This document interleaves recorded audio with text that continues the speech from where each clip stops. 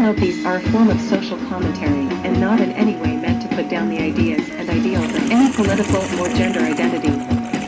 You are all fair game in the eyes of the wicked, and we see you. It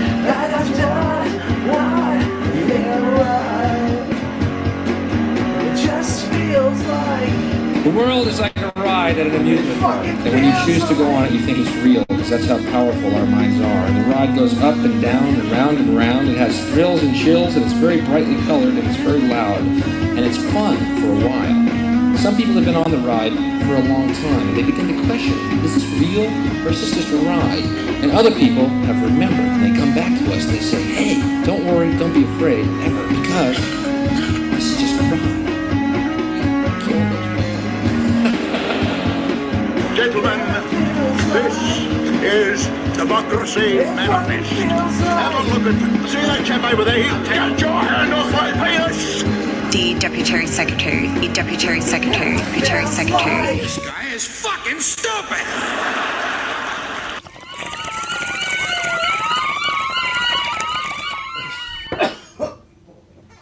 stay cheesy.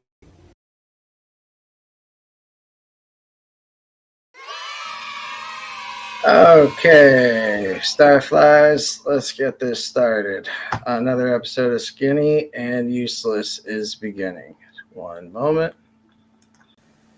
All right, and we are on air. How did that go, by the way? I screwed up at the last second. Did it cut halfway? It looked like it was good. I thought it was great. Every time I do a show with you, there's a new intro. And I love it. Keeps me on my toes. I try. How's it going? Good. I don't know why. I'm just having a little bit of EQ problems. All right. So what I did was I set up a little bit of kind of like an intro video to basically, what am I doing? Get my awesome Rush Limbaugh thing going. All right, so what I did was I went ahead and just got a quick summary of what we're going to be covering, and so it's about I want to say it's like a 30-second video. It's not very long, but basically it's just going to just cover everything we're going to cover. All right? Set the stage. Sounds good. Yeah. All right, let's go ahead and set that up.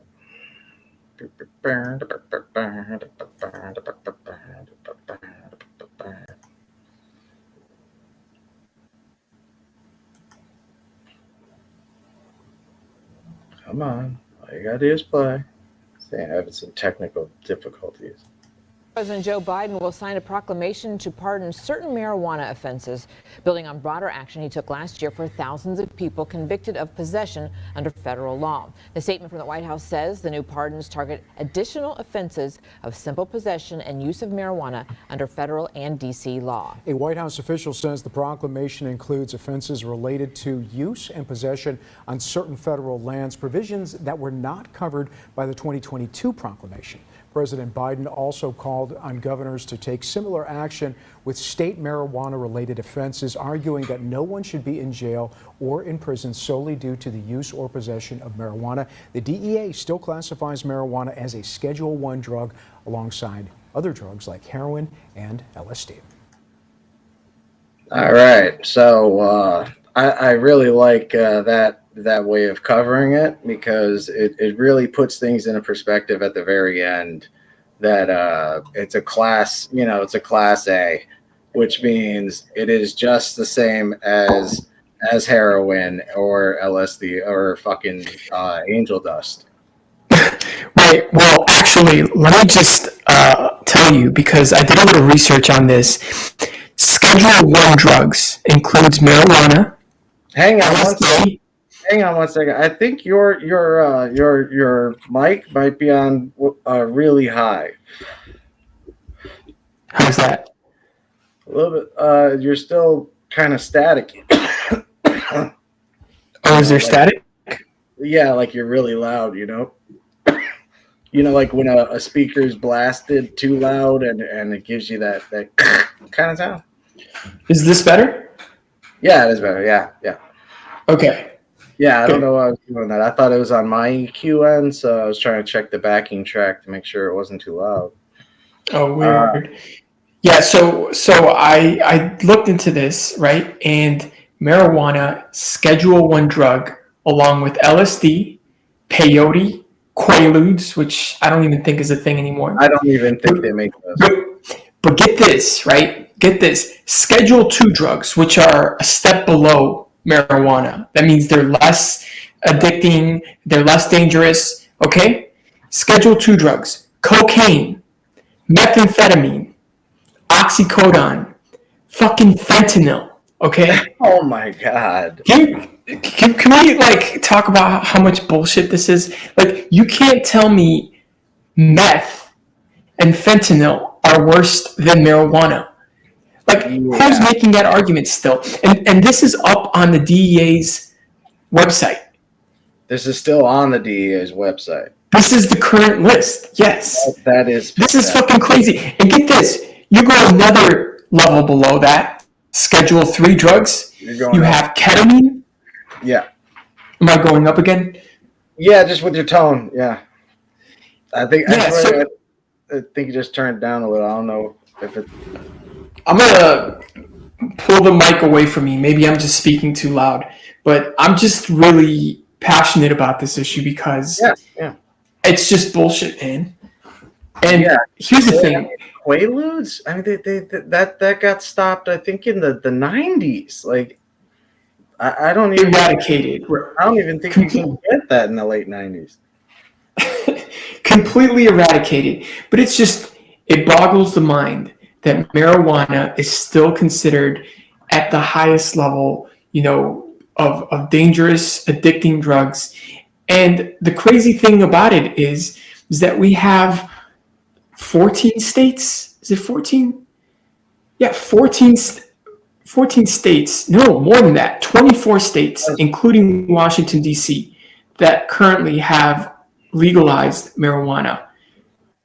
Obviously, it's not as bad as fentanyl. Are you kidding me right now? I can't believe that's a Schedule 2. I did not look that out of all the notes I did not know that. And this is, I'm a person that takes, methadone for a previous heroin problem. I understand that type of lifestyle. And you've taken methadone? I take methadone, yes. And I currently take methadone. Yes, it's helped me incredibly with not only the physical aspects but the emotional toll that it takes on you. And honestly, it's just that's truly mind-boggling because I've seen fentanyl addicts where they didn't want anything else but the fentanyl. They didn't even want the heroin. They wanted the fentanyl cut. That's all they wanted. And I've watched these people die in front of me. And to think that this little Sanchez right here is somehow going to put you away for somehow longer than the very drug that the right claims is the murderer of all people, not guns, certainly not hammers. It's to them it's fentanyl. That's insanity. So let me ask you a question. So you obviously have experience with both marijuana and with methadone. Yeah, absolutely. Of the two drugs, which one would you say is the more dangerous one? Out of marijuana? Or did you say methadone? Marijuana and methadone. No, marijuana was never a problem. Marijuana has never harmed me in any way. I can honestly say marijuana has helped me pass tests, helps me study, helps me sleep.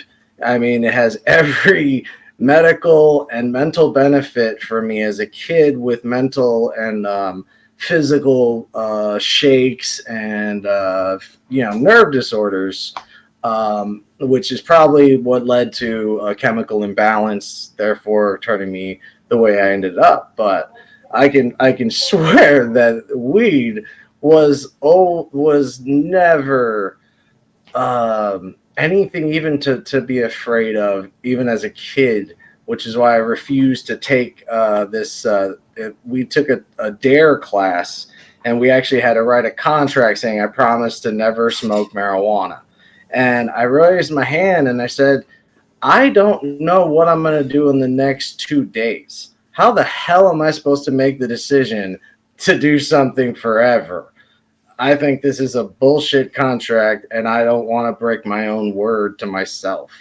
And so it just, yeah. So no, marijuana never made me want to try anything different. But how do you compare it? How do you compare it to methadone, though?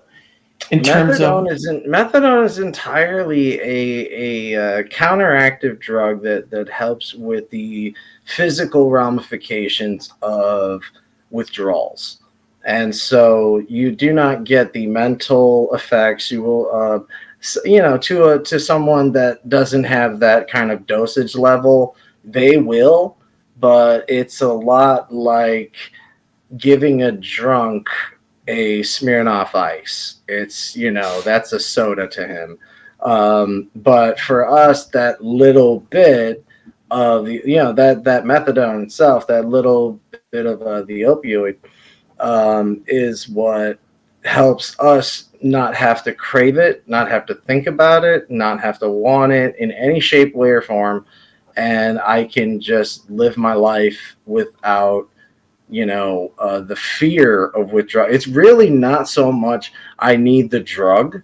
It's more I can't risk being sick. And that's what people don't understand. I think that's the biggest problem that people have understanding heroin addicts. They really don't even want the fucking drug anymore. That's how sad it gets. That's crazy, man. Yeah, I don't remember ever smoking pot and saying, I don't want to do this. I don't want to do this. So obviously, at some point, we're going to get to whether or not this could help Biden and whether or not he should legalize it. But I wanted to touch on something else, another drug that's actually 2 levels below marijuana, which is ketamine.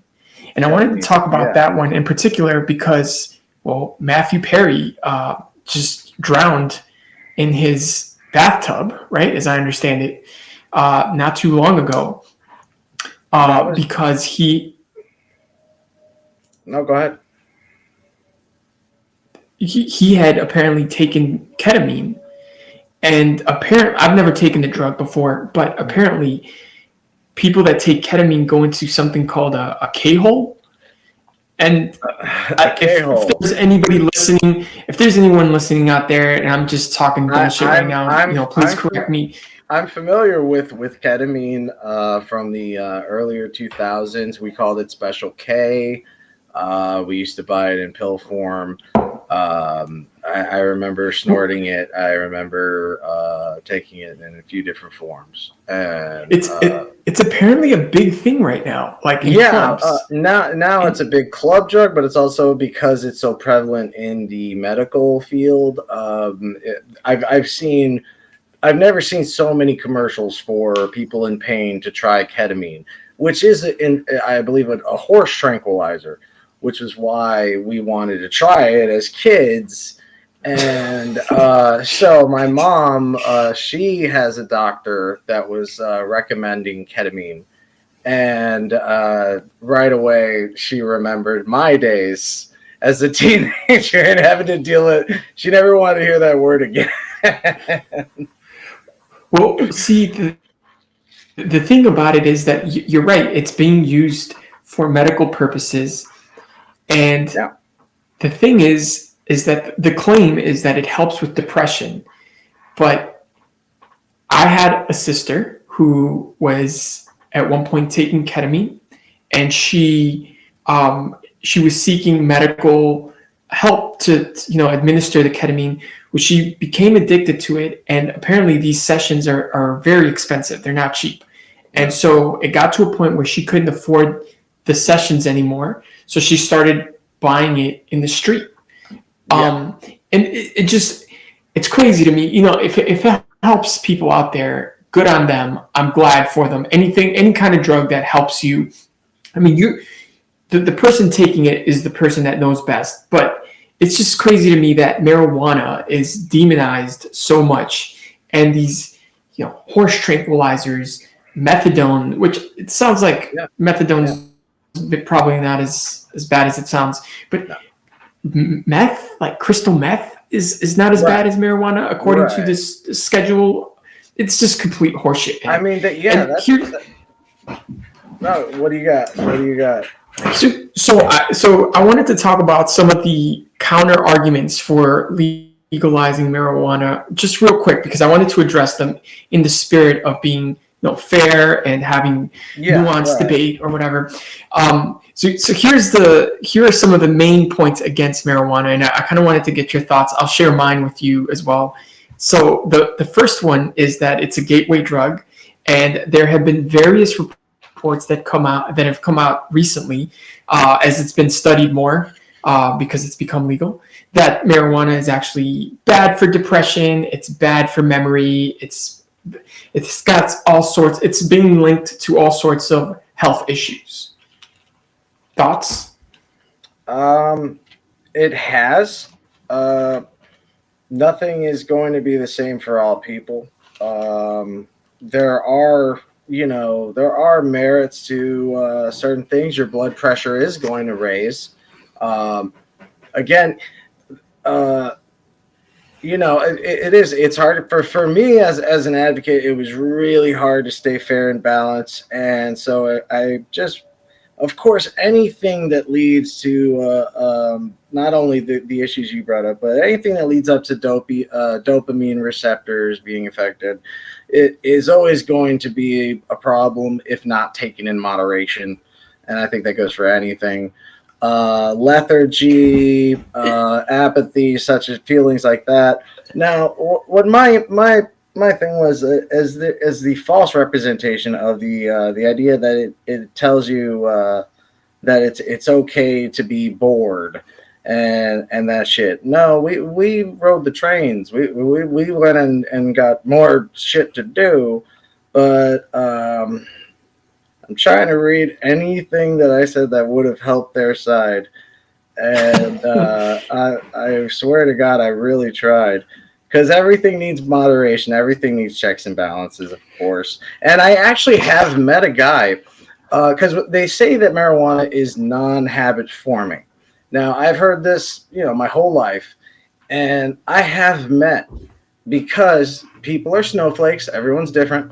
I have met a guy, and it was my best friend's brother that went off and sold his mother's shit like a crackhead, but for weed. So, anything in the wrong hands can be a fucking hand grenade. You know what I mean? Right. Here's my thing about the argument that it's bad for your health. You want to know what else is bad for your health? Sugar, red meat, caffeine, depending on which report you read. Yeah, what you just said, that's bad for your health. You can't make the argument that it should not be legalized based on the fact that there's been a few reports that have linked it to, some disease, whatever. You can do that for literally anything not just drugs, anything at food. So that argument to me is kind of a bullshit it's thrown argument. Out the door. Here's another one that's. Sorry, go ahead. Yeah, right away. No, yeah, because you know what? I was so trying to look for that. I completely didn't realize you were giving a point right there. Was everything you just listed that was so bad? I can say everything about McDonald's instantly. I can say the same thing about energy drinks fucking immediately, and I can show you deaths of kids that not only died from the caffeine overdoses, but caffeine withdrawals, and kids that where moms took away their energy drinks. A kid died because he went into shock because his body was so used to the caffeine that it literally sent him into shock and it killed him. And this wasn't one case. It turned out this happened hundreds of times, whereas marijuana has never been directly attributed to a death. Period. So that's why it grinds my gears and almost blinds me to try to see any merit, because and where you went, you really made your own point. And the gateway scapegoat, honestly, I can only speak from anecdotal experience and from the statistics that I've read and looked up, and every one of them said that they tried alcohol before they tried weed. So why is alcohol not the gateway drug? I don't get it. You know what's more of a gateway, in my opinion, than actually smoking marijuana is all of the references to drugs in pop culture that make it seem like doing drugs is a fantastic experience. In many cases it is, but I digress. It really so is. It's the only thing that's gonna do what it fucking says it's going to do. Like every other product will say, it'll get rid of your headaches, it'll get rid of your nightmares, it'll get rid of that. Fuck you, it doesn't work. I have never fucking taken here. I've taken these things, I started getting sick. These things started actually making me sicker. So I started catching colds every damn month, and I stopped taking them. I feel great again. So, kiss my ass, you FDA. All right, so the second main argument made by the anti-marijuana legalization lobbyists, or whatever you want to call them, is that they say that growing marijuana is bad for the environment. Okay, that is takes ridiculous. Up a lot of energy. That is takes ridiculous. Up a lot of water. See, right off the bat, I can say that's ridiculous because we know for a fact that almond milk is absolutely awful for the fucking environment. It takes about 8 times the amount of water, and it's grown in California, the driest state that we have. And you're telling me that your fucking weed is gonna take too much water? That's horseshit. So these are the arguments being made by the other side, right? And obviously, right. I think of course. that you can. I mean, there is an ounce of truth in all of these things, but if you were to hold everything else to the same standards, nothing would be legal. Nothing would be illegal at all. And it's like it's the same argument. I hear the same argument when it's we don't want to pass this bill to allow college students to be forgiven of their debts because I went to college and no one forgave my debt. Well, if we did every law like that, women would never vote. Black people would never vote. We would still be fuck you. That's the whole point of amendments. That's the whole point of fucking adding laws and changing checks and balances. That's the whole point of checks and balances. Sorry. There's another point that these anti-marijuana lobbyists make, and that's that marijuana promotes what they call an amotivational syndrome, or gives way to an amotivational syndrome. That's an actual thing, right? This term that they came up with, amotivational syndrome. And basically, it just means that you don't have the motivation to do anything. The marijuana kind of robs you of that. The apathy and lethargy I was talking about, right? I think, firstly, you have to do it in moderation if you're going to do it. But even if you don't do that, right? Even if you smoke a ton of weed and you're happy just sitting at home watching Tom and Jerry watching Frasier reruns, Who cares? Like, who's getting affected? Who's it hurting? I've never known that. I mean, isn't it enhancing the economy? Because I'm not going out and buying any black market shit. I'm literally buying pints of ice cream. What you want me to buy? You want me to buy this shit, don't you?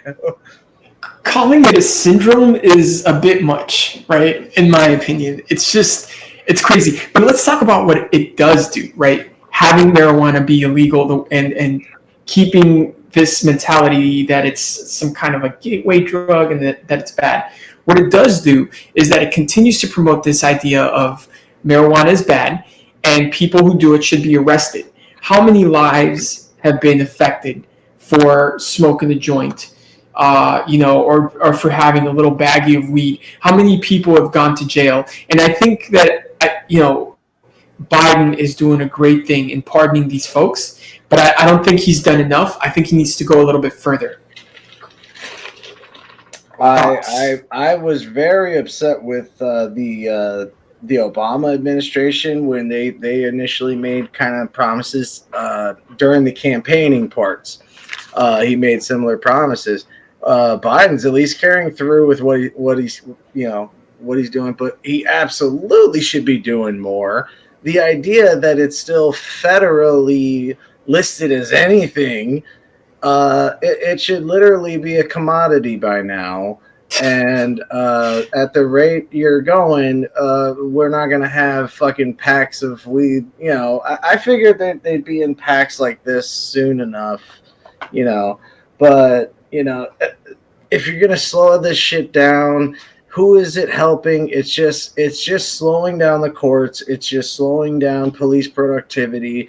And honestly, with the southern states, I think Texas is gonna have a whole nother problem up their hands anyway with the new votes that they passed, allowing anyone to be stopped for the suspicion of border jumping. So they're definitely gonna be throwing bullshit. Yeah, and they're gonna be throwing weed into this because, of course, the number one export to anybody besides for Mexico is weed and now fentanyl, I guess, knowing that they actually come from legal ports. But yeah, let's ignore facts. And what's it called? When we talked about the pardoning of those folks, it's funny because he pardoned 11 people, and when Trump had the exact same opportunity, and it was pardoning season for him, he literally pardoned 4 of his own guys, Steve Bannon, Paul Manafort, Charles Kushner, and Roger Stone, while Biden, 11 guys he's never met in his fucking life that he's literally going to be saving their lives. And to me, that shows a difference in not just presidency. It shows a difference in character. It shows a difference in priority. It shows that he gives a fuck about people. And I don't think how this would hurt his campaign in any way, shape, or form. I think what he did right now was just kind of like a very small show to support folks that have been wronged by this very stupid law that's still. It's like the reversal of dope on the table. He took the dope off the table. Stop dope off the table. But I do wonder if him running on legalizing marijuana federally would hurt his campaign. I want to believe that it would galvanize the young people who have been notoriously absent at the polls. I want to believe that notoriously absent. Yeah. Gen Z has been proving record numbers for young people. What do you mean absent? Young people have been voting more now than ever, especially in smaller elections. I think you're right. Up. I think you're right that the numbers are up, but relatively speaking, the percentage of people, I think between the ages of 18 and 24 that can vote is significantly less than the number of people, than the percentage of people that are of age or older that actually vote. So the older people actually come out in larger numbers. I find that funny because I just read the opposite. I just read the opposite on it was on TYT, and I was gonna say the Daily Mail. I don't know why. I swear to God, I don't read the Daily Mail. I'm talking about the last election, the last presidential election. Since then, their numbers have been in an uptick. That's why they've been saying that That's why I've been thanking Gen Z, because I think they're doing a lot more than our generation did after 9/11. I was hoping that our generation, the now 36-year-olds, I thought we were going to do something. We should. That was our opportunity. That was our chance right there to make a difference, and we didn't do shit. So I'm pretty goddamn proud of Gen Z and what they're doing. I'm really proud of what they're doing. I agree, and I haven't looked at the numbers to be fair, but I do know that historically, the numbers have been very low. Even though they've been going up, it's still, at least based on the last election, the presidential election, the percentage of young folks was still a lot less than the percentage of older folks. Yeah. I think also with the you know what? Fuck it. If Taylor Swift is gonna get fans to vote, fucking do it. I mean, you are literally watching Charlie Kirk shit his pants right now and talking shit about everything about Taylor Swift. I mean, I've never seen a grown man so afraid of a 112-pound woman in my life, and this like literal butthead is somehow saying that this is such a terrible thing. And I'm like, yeah, it's only a terrible thing if you're really fucking unpopular and your ideas are really fucking unpopular. So you know what?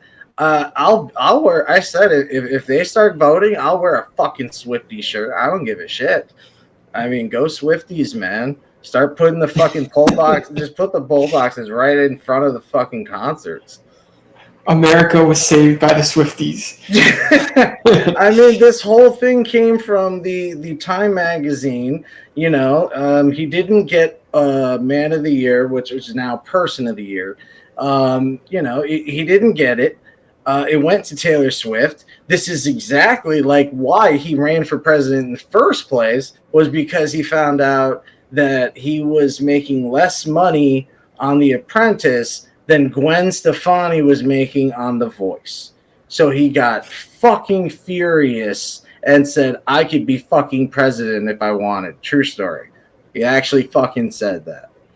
So we actually have Gwen Stefani to thank for Donald Trump altogether. I originally thought it was Seth Meyers during the White House Correspondents' Dinner.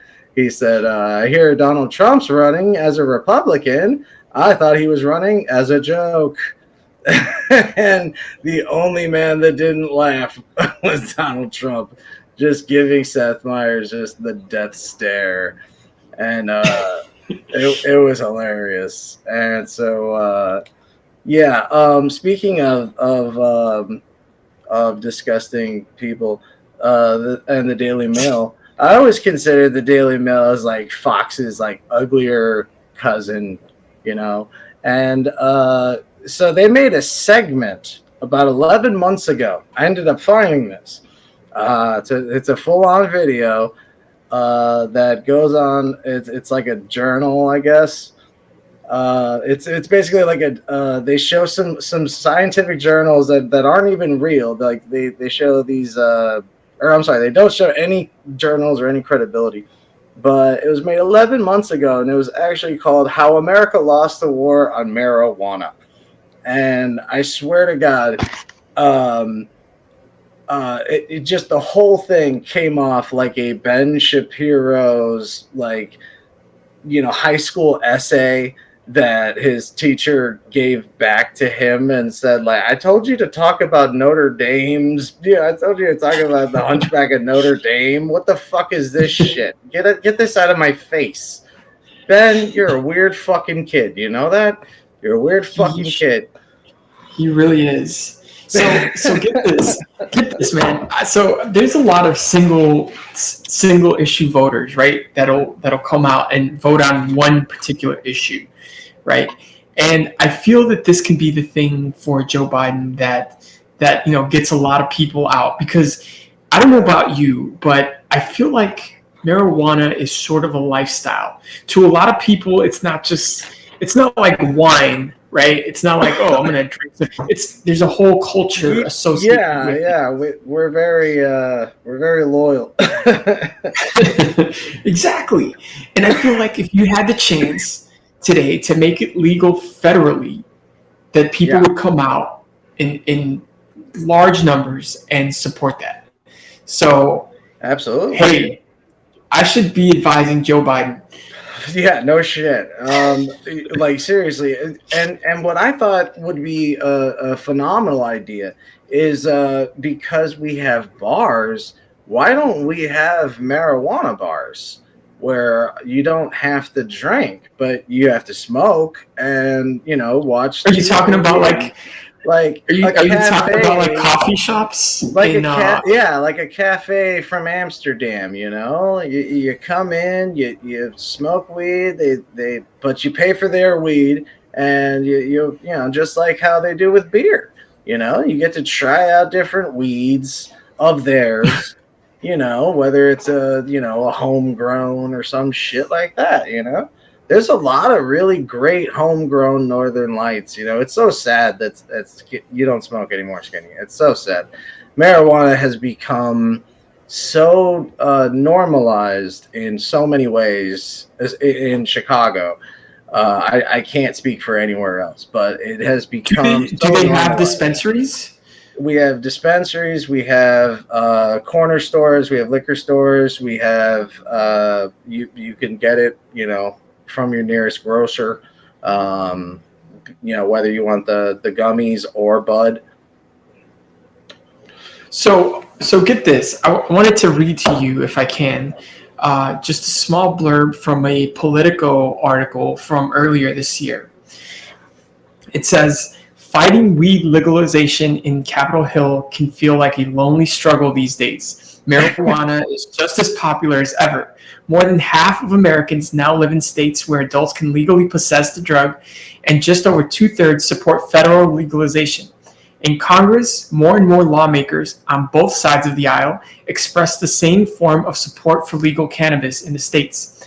Yet, a small but vocal ad hoc coalition of lawmakers, almost all Republican, is fighting the anti-weed fight to keep it alive in Washington. And they're not exactly losing. So apparently, there's this major douchebag senator from Oklahoma, and there's a couple from Texas also. Always in Texas. Always some in congressmen that sent a letter to the DEA asking the agency to reject the Department of Health and Human Services recommendations to loosen federal marijuana restrictions. What's up with these guys, man? No, right?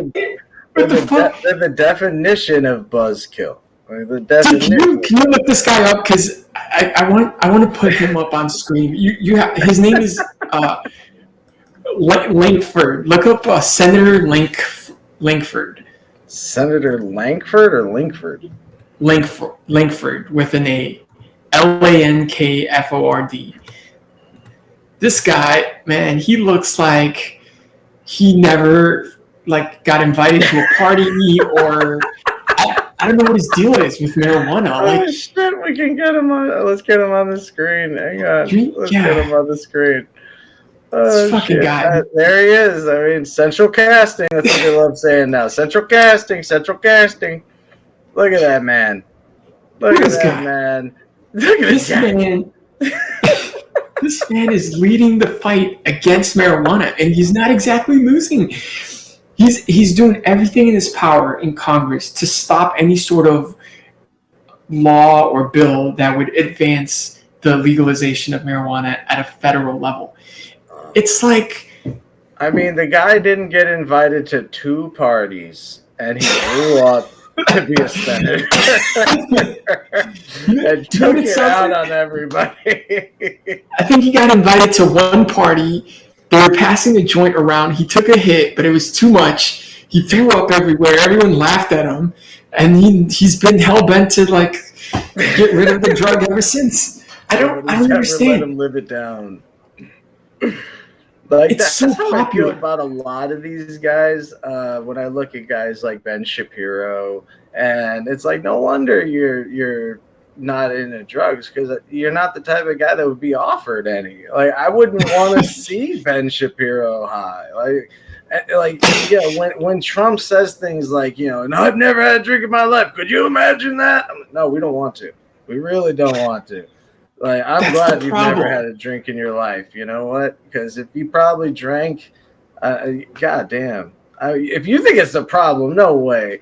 Alcohol I always think- makes you 10 times more. It makes you like a wrestler. You're like 10 times your personality. His id is already on full display during sobriety. So what more does he have hidden behind there that some drunken blackout would bring out of him, other than some fucking actual dragon that would come out of his mouth? You're right. Just He doesn't need to amorphous drink. blob. He needs to smoke a joint. I think Yeah, if he smoked absolutely. a joint, he'd be cool. He'd be a lot better. I think if anyone would smoke. You know what was funny was that's what, I forgot to mention this, that during this Daily Mail's the How We Lost the War on Marijuana. I mean, honestly, it was all rhetoric. They clipped out and showed scenes from Reefer Madness, literally Reefer Madness, and then tried to say that was documentation. I mean, that was literally a scene from Reefer Madness. And then, you end up seeing Vietnam veterans, smoking weed out of their rifles. And, like, he's judging the fucking Vietnam vets for smoking weed in Vietnam. Like, how dare you? Like, you get your boots on. You get your ass to a foreign jungle that is humid as shit. You have a rifle that has wood on it, that has your scope. There was wood on their scopes, right? So what would happen is that wood would get warped from the humidity, from the rain. The jungles themselves are moist. So these wooden scopes would end up warping and ruining their shot. So they would miss the shot every time because they have literal wooden guns in a goddamn jungle. And that was one of the reasons why we were so fucking fucked. Just one of many. That brings up a good point, though. The fact that marijuana users are portrayed in a certain way in popular culture. It was always the like from the the stigma came around in the 30s. Marijuana wasn't even banned till 1970. But the marijuana tax of 1937 was going to be on its way anyway, due to the cotton industry and the fiber industry. So they already knew this problem was coming up. So during the 30s, they basically went on this anti-weed campaign, making these movies kind of like Reefer Madness and these just propaganda films that stigmatized marijuana. And it was so that way they can equivalate marijuana smokers to using hemp. And they falsely equivalated hemp to marijuana, so that way nobody wanted to even invest in it.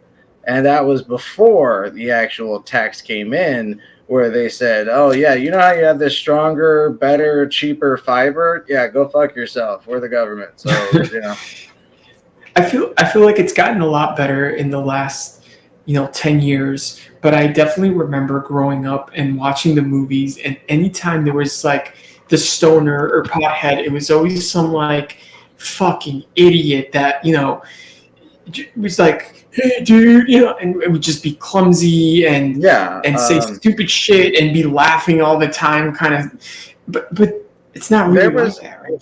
To me, what it was like, like the 30s had done that and made it a psychosis, whereas the 60s and the 50s they were trying to make it more just like the stupid guy. And then Kelly's Heroes was kind of like the first movie to go balls out and say, you know what, let's make a pothead the hero, and went with Donald Sutherland, who did a fucking phenomenal job working with Clint Eastwood. I mean, you got it was a fucking classic. And Don Rickles. You got just a classic fucking cast. But everyone's favorite character ended up being Donald Sutherland, because he was laid back, he was more chill, but also got his work done. So, it was like the best of both worlds for that. And it seemed like no matter what, we kept getting slammed into being treated like this. Oh, hey man, I'm fucking, like literally, there's a guy that licks your face because there's a brownie on it or some stupid shit like that. Shit that we would never do, which is why we thank God for Cheech and Chong. Thank you so much, guys. They're great guys, by the way. I think of like Harold and Kumar Go to White Castle, right? And that's sort of like what people associate. It's like, oh, stupid potheads looking for White Castle hamburgers. It's like, you know what? Really funny. Back when I used to smoke, I never went to White Castle. That place is gross. Even in my most stoned state, I would never go there. It's just a misrepresentation of potheads. You know what I mean? I never understood why everyone hates Arby's in the movies and in the TV shows. I'm like, why do they want to eat Arby's, man? I love that place. They got good curly fries. They got great curly fries, man. And our high school, literally, it was right there. But yeah, man. The stigma was, luckily for guys like the Beatles, luckily for guys like Hendrix. And all the way up to like in the 90s, we had like Brian from Half Baked, and Half Baked itself started making these movies where it wasn't just the potheads end up falling into some stupid luck or anything like that. Like they started getting a little bit smarter but it's a slow progression. I really want to see just one time to show an honest to God smoker that isn't a cartoon or a caricature. Somebody that because this was a question that I wanted to ask you, since they were asking this on that Vice documentary I was watching for this topic. Oh man, I lost it. and that is the problem. That's the problem with marijuana. Oh shit! You know what though? It'll come back to you. It will. And when it does, I got 13 minutes. It'll pop up. There was totally something there. Or I'll take it. Let me ask you about CBD, because I've heard a lot of people say CBD. It's the greatest thing ever. There's like CBD dog treats. People will give CBD infused dog treats to calm their anxiety. I get the feeling that it's sort of snake oil. Like it's just kind of like some of it can be. Yeah, some of it can be. There's very few oils that I've paid for. I've paid for the CBD oils a few times, and they didn't do anything. But a friend of mine is from down there from Spiritual Essence. Talk to her. She also has these really amazing oils that my mom has tried. My mom's not a smoker in any way, shape, or form, and they've been great for her. So really, so they work. So and it's funny because she doesn't believe pot does this or pot does that. I had always been a marijuana advocate. So for me, I was always trying to preach, the gospel of the bud. But have you ever had CBD oils or CBD? Yeah, like I said, I've been paying for them, and because my mother had cancer, so we had to try alternative meds and try different things because the chemo is hell. So, but have you personally tried them? Have I personally tried? Yeah, but for me, they didn't do shit. But like I said, nothing fucking works for me. Nothing ever works for me, at all. Shit.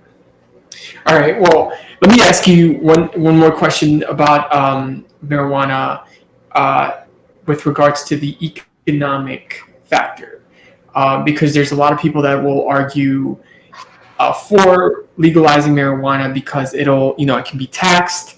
It's something that'll generate income and jobs. I'm sure every state has some kind of licensing that you would need to purchase if you want to grow it or sell it. But I've also heard that in some states like California, that market is so saturated with people that are trying to become growers. That I think that's there's a part really, of the. I think that's a part of the South. Is that a part of the South Park joke? You know, like everybody gets a farm later on, and it seems like that. It seems like they addressed that because I haven't watched I South didn't. Park in a long time.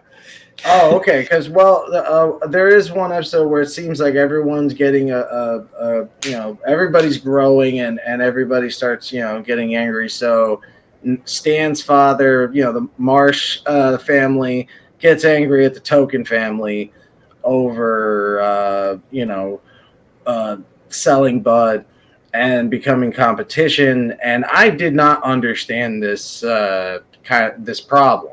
Like, really, we have problems with too many bud dealers, and then I heard about this in California. So, yeah, I didn't even know that was happening. Yeah, I mean, it just seems like there are so many reasons that you would want to legalize it.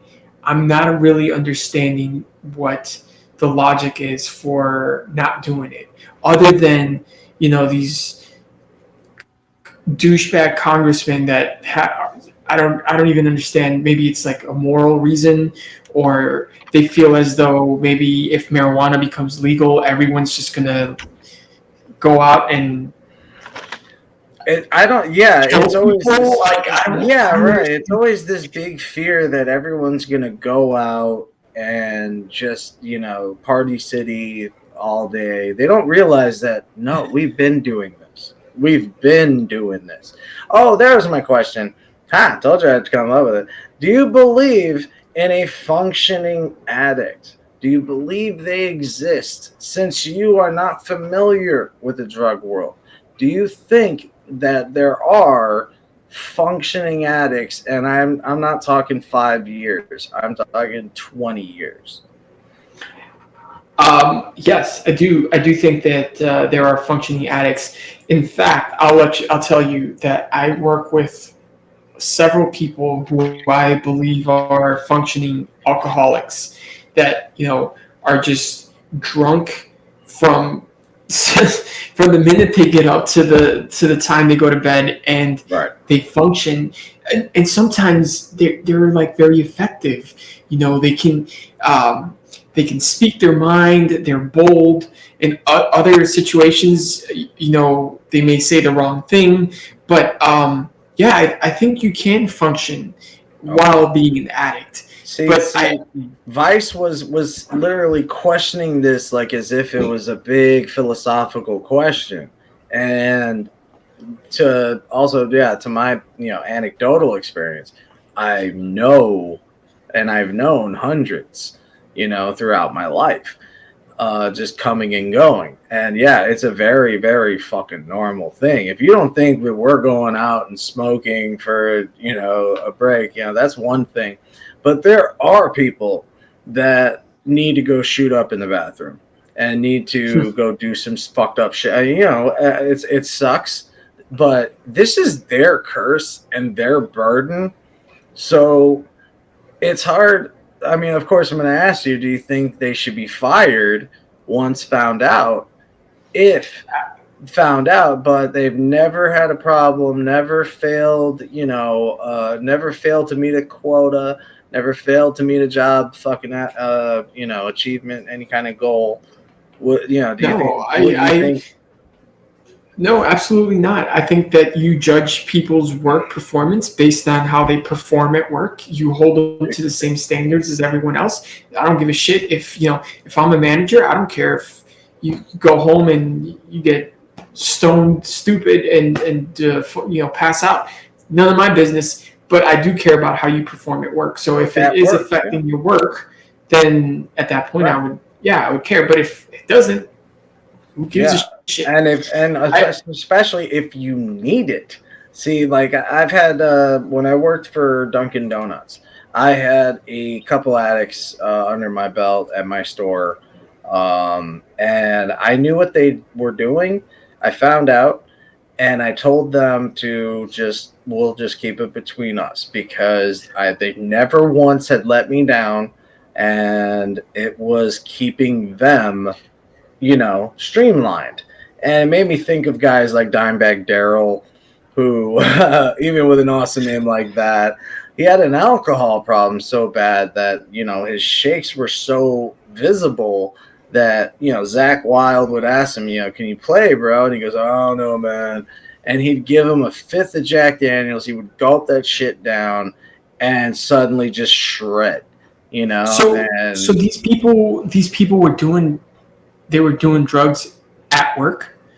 At work, in the employee bathroom, there's a lock. There's, you know, it's completely private. They're not exposed to the customers. They're not, you know, yeah. And then they would come out and do their be work. the very best at their job. They needed it. So one time we were doing it together, and I did more than the motherfucker could ever do, and he ends up throwing up. And I wrote him up because the next day I wrote him up for taking his dope like a bitch, and so that way he knew it wasn't real. And because I kind of egged him on, and I got him too fucked up. But yeah, it kept the guy, you know, streamlined, and it made him more attentive to detail. And so, honestly, I judge people on their performance as well. And if I'm getting a great performance from you, keep whatever you're doing, just do it. Okay, as long as you're not hurting or bothering anybody else.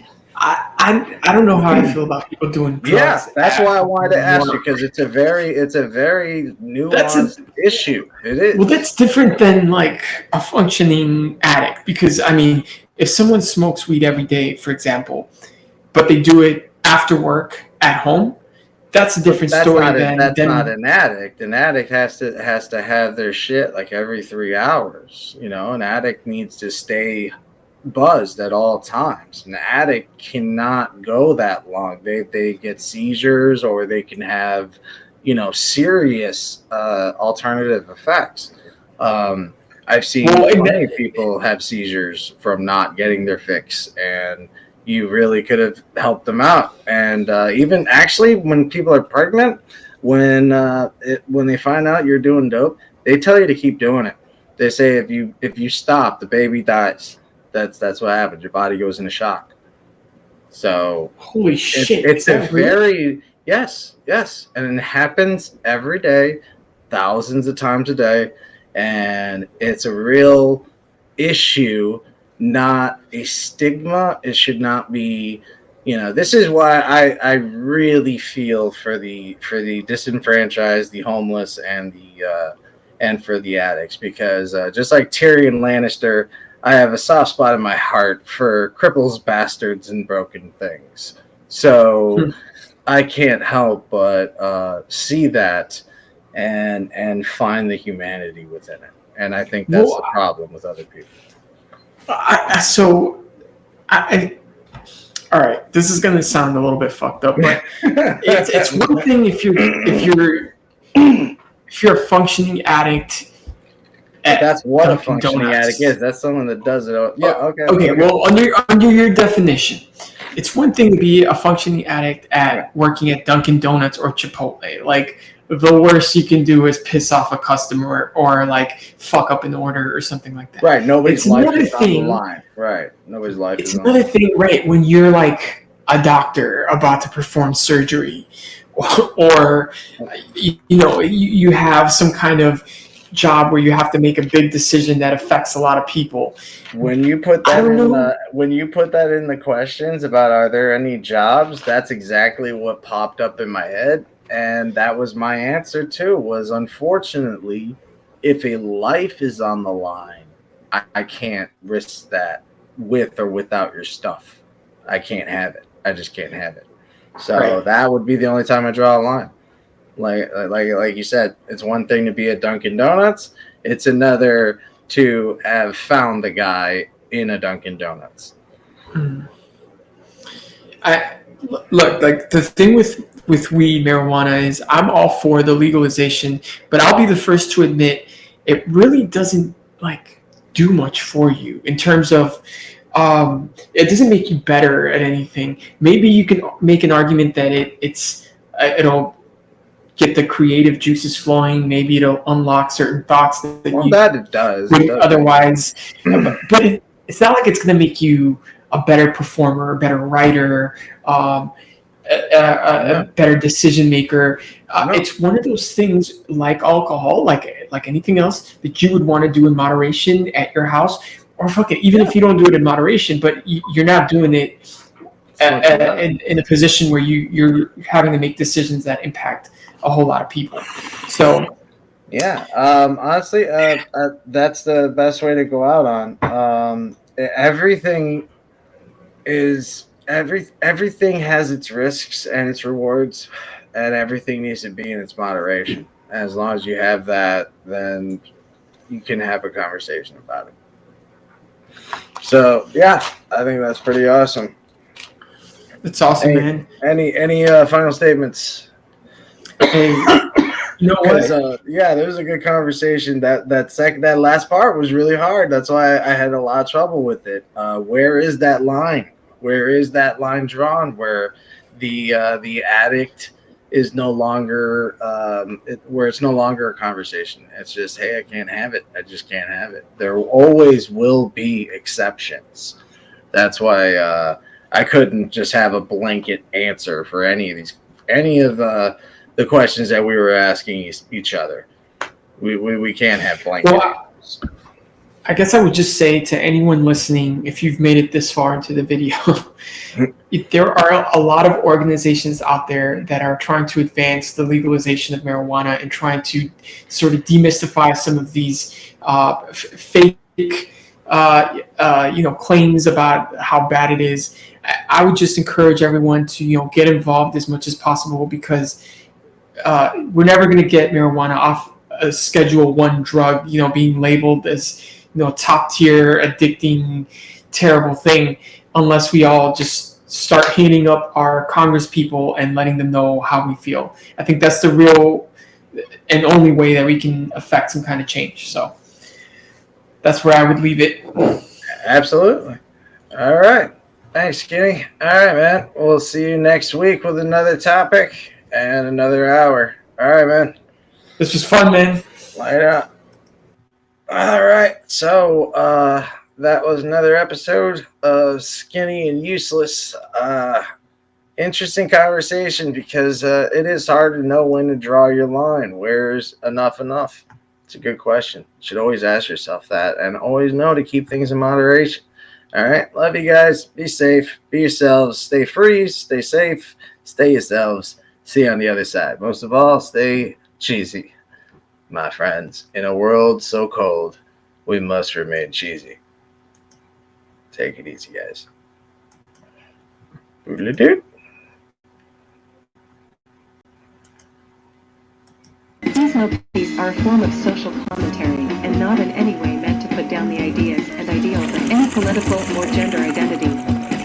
You are all fair game in the eyes of the wicked, and we see you.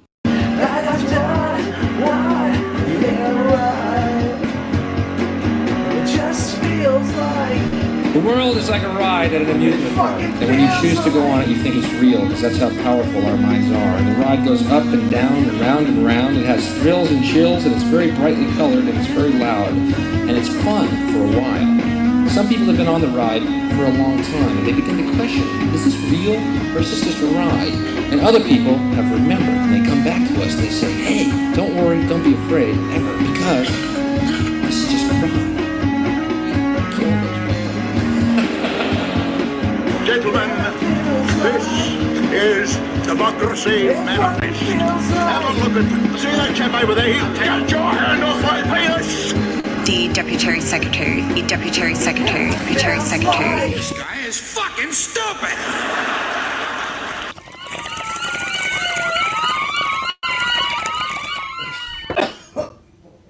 Stay cheesy.